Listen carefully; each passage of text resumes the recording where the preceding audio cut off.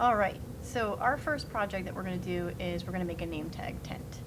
I thought this would be a great first day project because it will allow you to get right into the materials and start making right away, because that's why you're all here, right?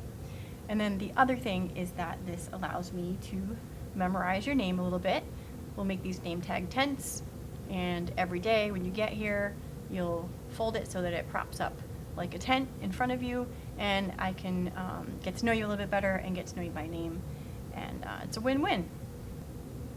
So every day when you get here, I'm going to post something like this on the board where you'll know what materials we're working with.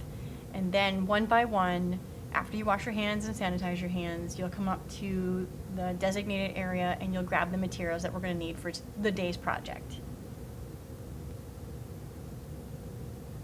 So you can create your name using bubble letters or more block style letters, or you can do both because this is going to be two-sided. Most of you are probably already familiar with the style of bubble lettering, and what it is if you're not familiar with it, it's basically a lettering style where the letters will look puffy and bloated, sort of like bubbles, hence the name. Bubble letters are really popular in graffiti art, but to get really good at graffiti art, you would start here, and then eventually you'd start to learn how to include a light source and shadow and highlighting, and maybe by the end of the semester we can go there. If you were in class with me right now, I would actually just do a live demonstration. So for those of you guys who are in person in the classroom, you'll get the live demonstration. For those of you at home, you're going to have to figure this out a little bit more on your own and just from my visuals that I've created here for you. So we always start in pencil, and even though you're using pencil, which is pretty light in itself, I want you to be careful of the pressure that you're adding on the paper because it does make it more difficult to erase, and we're going to be doing a lot of erasing with this. So draw lightly, that way that you can make corrections if needed. To start a bubble letter, or any letter really, you're just going to draw the letter or write the letter as if you would.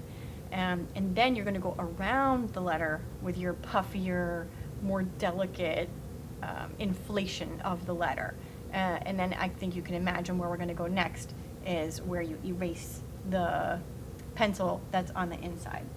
So once you add that thicker line around the outside of the letter, we can erase the inside shape that you initially made. So here you have a completed bubble letter A, and I know that I emphasized, loosening up your hand and really inflating that bubble on the outside, but on the inside, if you kind of make more harsh edges or straighter lines, it's going to help to achieve that. It's going to help achieve that puffy, bloated look that we're going for. So now that you have the basic idea of how to make a bubble letter, you can apply that same idea, same concept to the entire rest of the alphabet. Before you begin, I do want you to make sure that you're making lines on your paper with the ruler so that the top and the bottom of your letters fall neatly into place and they're in perfect alignment with each other, as well as the spacing in between each letter is also consistent. If you finish the bubble letters, you can move on and practice some block letters while the rest of the class is catching up. Next, you can start to sketch out whatever name you're going to be putting on your name tag tent.